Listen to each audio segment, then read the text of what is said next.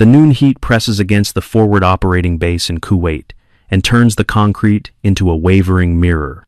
Generators rumble in a steady line, and the IDF speakers sit high on the T-walls like watchful eyes. Inside the Tactical Operations Center, air tastes like dust and coffee. Radio static hangs in the room and blends with the shimmer outside. Staff Sergeant Avery Ash Bennett of the United States Air Force sits at a narrow console and keeps her posture easy and neutral. She once served as a Tactical Air Control Party member and held full Joint Terminal Attack Controller qualification. A medical profile moved her to administrative duty. The old rhythm still lives in her hands, even when the task is paperwork. Around her, a few junior officers hurry past and forget to make eye contact. The label follows her like a shadow and says she is just the paperwork sergeant. Orders for the day are simple and strict. Stay in the Tactical Operations Center. Do administrative work only. And do not control aircraft today. The room runs on checklists and whiteboard ink. Chain of command is clear, and every decision climbs a proper ladder. Approval for any danger close strike belongs to the ground force commander and must carry initials that are recorded without error. The pace plan and net control are assigned to other names on the roster. Bennett keeps a folded 9-line card taped inside her notebook, and the edges are soft from years of use. The card stays closed. Yet the pattern is present in her mind, like muscle memory. Static murmurs at her shoulder and feels almost musical. Heat outside fakes a mirage, while competence inside remains plain and real. She scans the airspace board without slowing her typing. A 10 cockpit, a 10C, sits on call with 30mm and GBU-38. And an F-16C can divert if needed. An AH-64 Apache is reported low near a main supply route. She pairs those facts with a quiet reminder to herself about altitude blocks and holding patterns. Routine flows through the afternoon like a narrow river. She marks a shift note at 2:30 p.m. and files a status update. She keeps her language clean and brief, and never reaches beyond the lane that was assigned. Breath in for a count and out for a count, and let the process set the pace. Outside the glass, sunlight flickers on the hard stand. Inside the room, printers, click, and paper curls at the edges. The rules frame the day and shape what Bennett can and cannot do. The line is drawn in simple terms, and she stands on the safe side of it. Steady and quiet, waiting for whatever comes next. Fingers move with an easy rhythm across the console. Bennett checks, radio, fills, and sees a small drift in crypto time. She notes it with a pencil mark and breathes in for a 4 count. The air feels dry and steady in her lungs. She rewrites the pace plan on a sticky strip and sets it near the screen. Primary SATCOM stays on, but flagged for delay. Alternate VHF SINGARS is clear and ready for traffic. Contingency HF begins a slow scan, while Emergency Iridium sits powered and hot. The airspace board waits on the wall like a quiet map. Bennett reviews airspace control measures and sketches a held idea in her notebook. RAS Viper, surface to 2,500 feet. AGL suits the AH-64 Apache. A CAS stack from 10 to 12,000 feet. MSL fits the A-10C and F-16C on an east-to-west wheel. Her hand rests on a folded 9-line card taped into the notebook. The paper is thin at the corners from years of sweat and sun. The card stays closed, but the pattern clicks alive in her head. She tracks call signs by memory and keeps her face calm. A 10 cockpit, a 10C, shows playtime with 30mm and GBU-38. The F-16C can divert if the stack needs depth. She writes the numbers once and circles the limits for fuel and weapons. It is a simple grid of facts that make sense to her eyes. The map view shifts and she runs a quiet MGRS drill. She checks grid zone designator and the 100-kilometer box for likely mix-ups. She adds a note that any location must be at least 8 digits. A small dot marks where a unit might confuse a box line at speed. 2 junior officers glance at her sticky tabs and smile like it is only habit. A TAC trainee calls her work neat and precise and moves on. Bennett neither defends nor explains.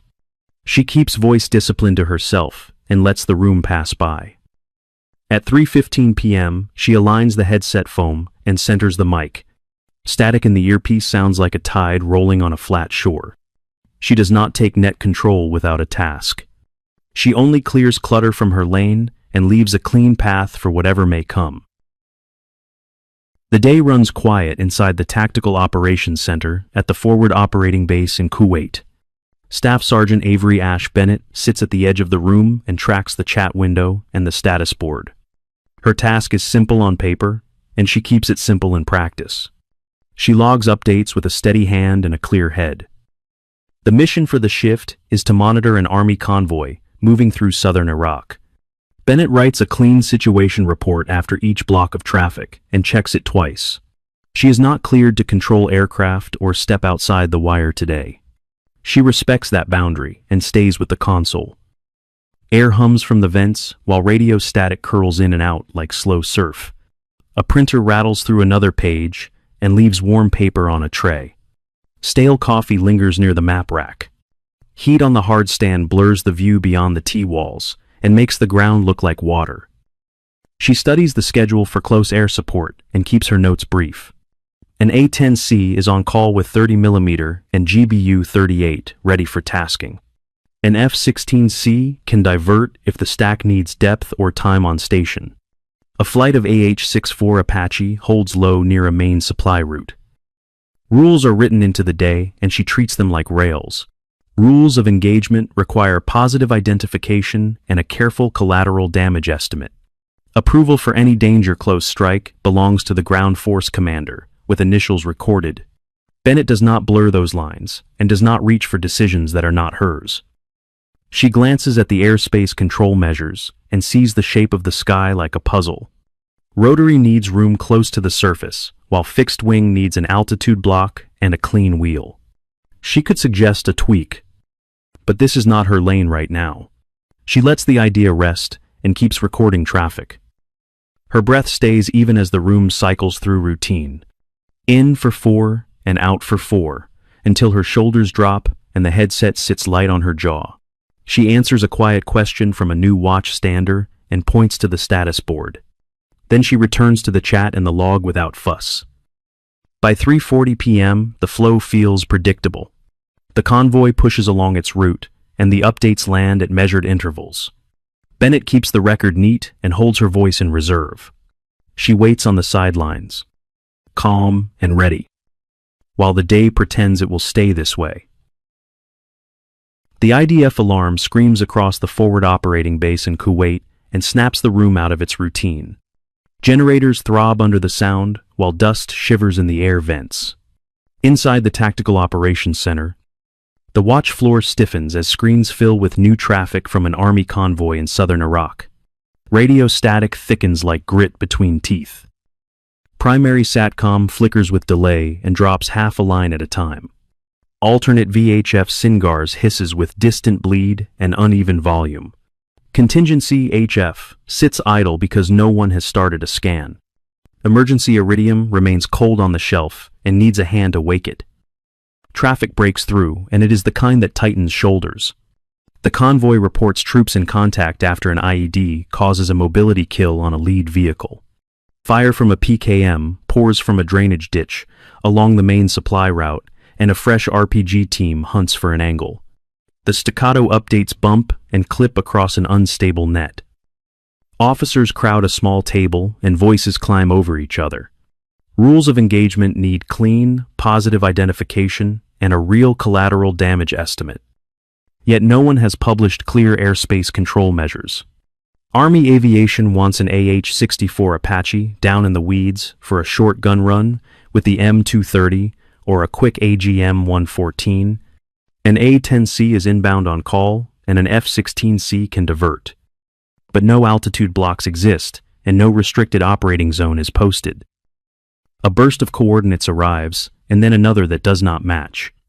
A ground element reads, a military grid reference system location, with a wrong grid zone designator or the wrong 100-kilometer box.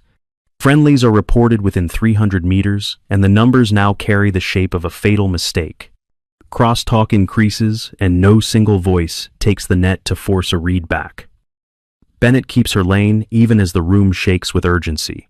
She updates the situation report, taps the time on station timeline for the A10C, and slides a finger along the expected stack window for the F16C. The headset sits on her neck while she listens for structure that never arrives. She writes what she hears and will not push past the authority she was given.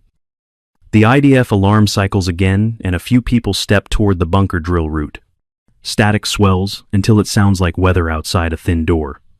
On the primary and the alternate, units transmit at the same time and drown each other.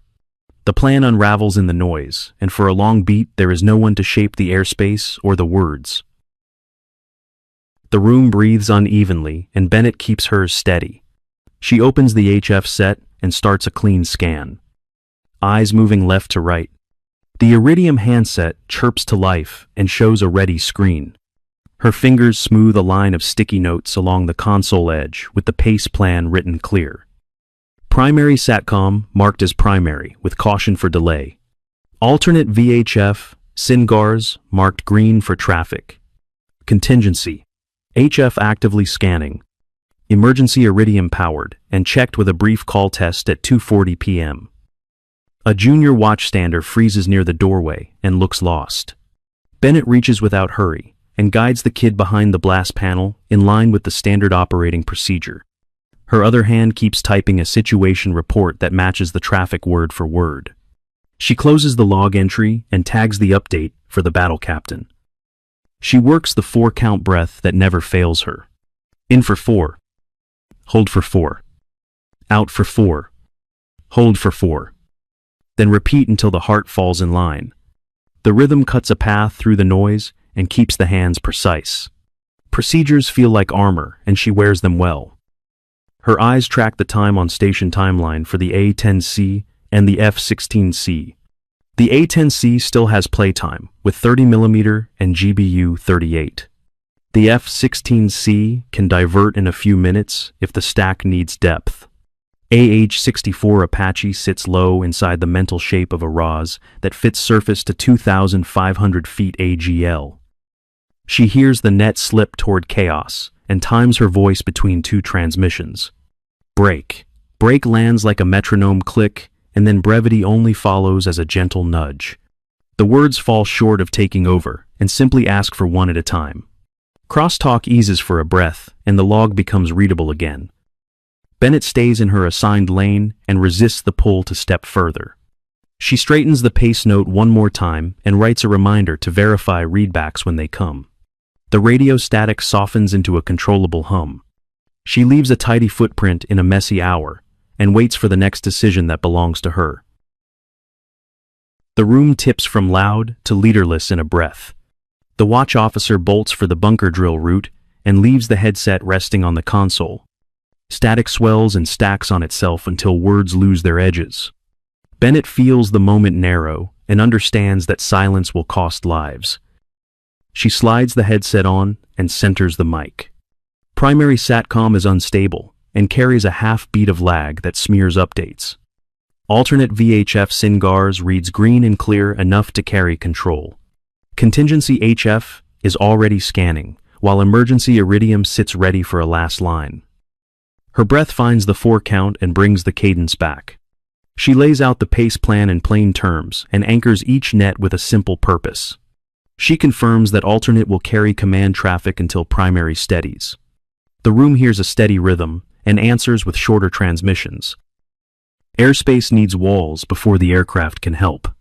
Bennett establishes ROS Viper from the surface to 2,500 feet AGL for AH-64 Apache to work low. She posts a CAS stack from 10 to 12,000 feet MSL on an east to west wheel for a 10, C, and F-16C. Altitude blocks separate rotary and fixed wing and stop the team from stepping on each other. The convoy reports enemy movement and a fresh RPG team hunting for a flank. Friendly elements sit close enough to raise a danger close flag. Bennett shifts to Type 2 control with eyes on the responsibility lane. She calls for ground force commander authorization and records the initials in the log at 3:05 p.m. Readbacks become the guardrail that keeps the action safe. Aircrews confirm restrictions and timing, while Bennett pins each item with a calm reply. The net tightens into a single line of effort that anyone can follow. The wildfire feeling eases without crushing the urgency. Nothing about her words breaks the chain of command. Every call sits inside the rules that the unit already lives by. Her notes capture who spoke, what was authorized. And when it was said, the headset becomes the line between panic and control. And she holds that line without a wasted motion. Bennett tightens the net with a calm breath and clear cadence. She sets the rule with brevity only and one at a time. Ra's Viper is confirmed from the surface to 2,500 feet AGL for AH-64 Apache to work low. A 10C and F-16C take a close air support stack from 10 to 12,000 feet MSL on an east to west wheel. A 10C checks in with playtime, 30mm, and GBU 38. The pilot states sensor status and fuel in simple numbers. F-16C reports divert, available with GBU 38 and GBU 12. Apache flight is on station low with M230 ready and AGM 114 held for positive identification. Bennett shifts the room into Type 2 control. She frames the geometry and notes final attack headings between 080 and 120 to protect the convoy. She points rotary to hold east inside Ra's Viper and fixed wing to hold the wheel. The pieces stop bumping and begin to move like one plan. She builds a 9-line that reads smooth and strict. Line 4 is elevation in feet MSL, and she forces a read back to catch any slip. Line 6 is MGRS with grid zone designator. 100-kilometer box. And 8 digits. A ground unit stumbles a box letter and she freezes the shot until the line is corrected. Friendly elements are inside 300 meters of the target area. Bennett calls the ground force commander and requests danger close authority. The initials arrive and she writes them in the log at 3:10 p.m. with a firm pencil point. Only then does she move the attack forward. Target correlation locks the picture. Bennett calls for white smoke to mark and warns for wind drift across the ditch line. She sets laser sparkle with code 1688 and demands a clean confirmation. Apache confirms tally and holds fire until the fixed wing pass is complete. A 10C calls IP inbound and then in hot from the west. Bennett clears hot after the readbacks land and the restrictions are read once more. The gun talk is short and the 30mm walks a tight line along the berm. The fire from the ditch drops off, and the convoy breathes again. A hung store warning blinks, and she cuts it with abort continue dry. The aircraft resets and lines up a re-attack with GBU 38 inside the approved window. F-16C holds overwatch to protect the collateral damage estimate and to keep ordnance off the friendlies. Apache stays low and suppresses only on command to avoid blue on blue. The pass finishes and the net holds steady. Bennett pushes battle damage assessment that is simple and clean. Vehicle neutralized. 2 enemy killed in action. Friendlies green. Static falls away and becomes cadence. And the room takes in the skill that had been sitting in plain sight. The room settles into a workable rhythm, and Bennett leans into it with quiet authority. She rewrites the pace plan in thick letters and pins it to the board where every eye can find it. Primary VHF SINGARS. Alternate SATCOM. Contingency HF. Emergency Iridium. Each word is simple, and everyone can read it back without pause. She moves to the airspace board and draws clean lines. Ra's Viper runs from the surface to 2,500 feet, AGL for AH-64, Apache to work low without crowding anyone. The close air support stack holds from 10,000 to 12,000 feet MSL for A-10C and F-16C on an east to west wheel. Final attack heading sits between 080 and 120 to keep the convoy inside the safe fan.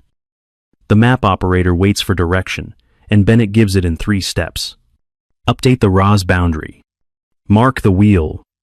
Altitudes. Post the heading restriction near the legend so no one misses it.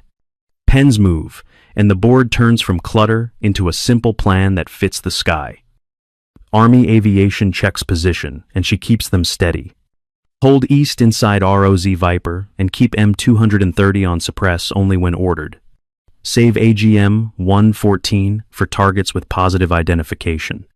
The cues are short and the readbacks are even shorter, which is exactly what the net needs. She turns to the ground side and keeps the same pace. Pop smoke on the call and confirm the color before anyone slews a sensor. If light fades later, shift to infrared strobe for friendly location. Then confirm again. The words take seconds and remove minutes of confusion. Around the room, people begin to mirror her cadence. A junior officer repeats the pace plan aloud as he writes a log note and gets it right the first time. A new TACP nods through a short checklist and returns to monitoring without extra chat. Brevity only starts to feel normal again. Bennett never asks for titles and never pushes past the chain of command. Danger close authority still sits with the ground force commander, and she keeps that line bold in her notes. What changes is the air in the room. The voices follow one tone. The boards match the plan, and the net belongs to the work instead of the noise. The convoy sits trapped between a shallow wadi and the main supply route, while dust drifts across the road like smoke. Bennett builds the breakout plan in simple blocks that anyone can follow. Airspace control measures hold firm with ROZ Viper, from the surface to 2,500 feet, AGL for AH, 64 Apache. The close air support stack stays from 10 to 12,000 feet, MSL for A, 10C, and F-16C on an east to west wheel. She frames the safe geometry before anyone moves. Final attack heading remains between 080 and 120 to keep friendly vehicles protected inside the fan. Type 2 control stays in effect, so sensors and TOC undo the heavy lifting. The net hears one cadence and begins to breathe with it. Ground first, then air, then movement. Bennett calls for smoke and asks the convoy to pop on her mark. Then confirm the color for daytime target correlation. If the light fades, they will switch to infrared strobe for friendly location and confirm again. A short pause follows as drivers ready engines and gunners check sectors. Apache holds low inside ROZ Viper, with M230 set for suppress on command only. Hellfire sits cold until a target has solid positive identification. A 10C watches the berm and prepares 30mm for a tight pass if a second firing point wakes up. F-16C holds overwatch with GBU-38 and waits for a clean collateral damage estimate before any release. Bennett gives the count and the convoy starts to roll. Smoke blooms along the shoulder and spreads a gray screen across the ditch. Apache taps a short burst to pin down a muzzle flash that breaks through and then resets to hold east. A 10C keeps the wheel steady while the lead vehicle bumps out of the kill zone and pulls the rest with it. Traffic stacks up as a support element pushes a location for follow on fire. The grid sounds wrong in the ear and Bennett freezes the flow before any trigger press. She calls the military grid reference system back by layer. Grid zone designator, 100-kilometer box. Then 8 digits only. The unit corrects the box letter, confirms friendly position, and the net moves forward without a friendly fire scar. She times the next move to the breath in her chest. The convoy swings north of the road while Apache watches the blind side.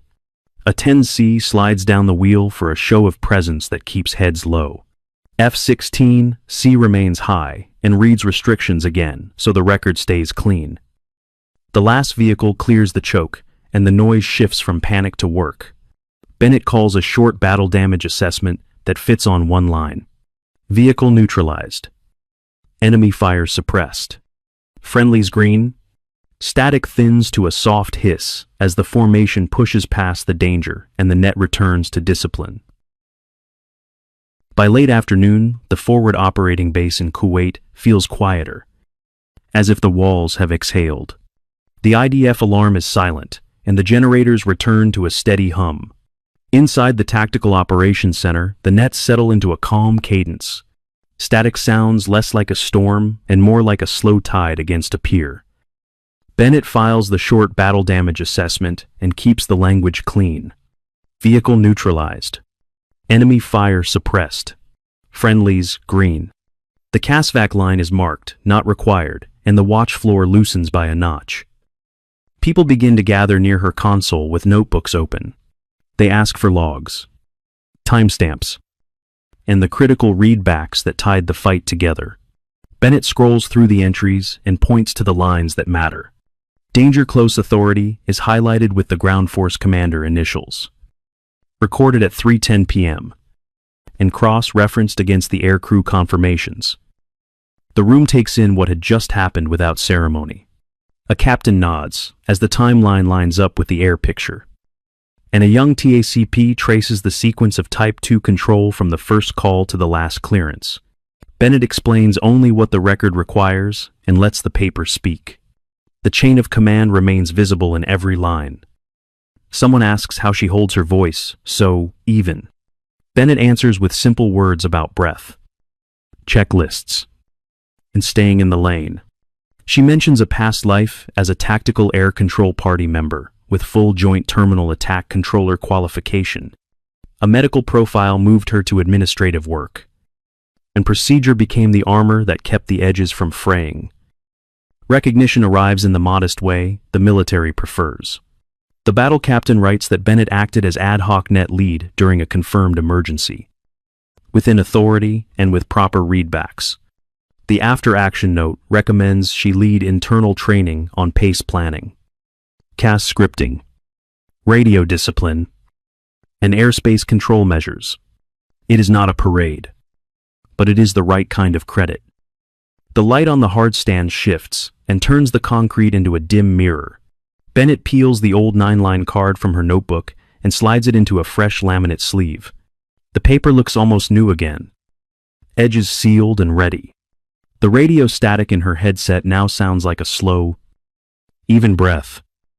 She checks the clock at 5:20 p.m. and closes the final log entry. The board is clean. The markers are capped, and the headset rests neatly on its hook. She tucks the laminated card back into the notebook and clears the desk of loose notes. Then she steps out of the room with quiet posture and leaves the day as orderly as she found it. When you think back on the Tactical Operations Center in Kuwait, remember how discipline and procedure pulled a convoy in southern Iraq out of real danger. Orders set the lanes. Instincts filled the gaps. And lives were saved when the two met in the middle. The hard question is simple. When the next hard minute comes, do you lean on orders? Or do you trust instinct shaped by training? The right answer lives in the balance. Pair gut feeling with the right process, the right authority, and clean communication. Danger close only happens with the ground force commander and recorded initials. Then it moves forward with confirmed readbacks. Courage is not a shortcut. It is staying calm while you follow the path that keeps everyone safe. I would love to hear your story if you have ever been dismissed, then proved your worth with skill and steady work. Tell the community how voice discipline kept a net from breaking when everyone started to talk at once.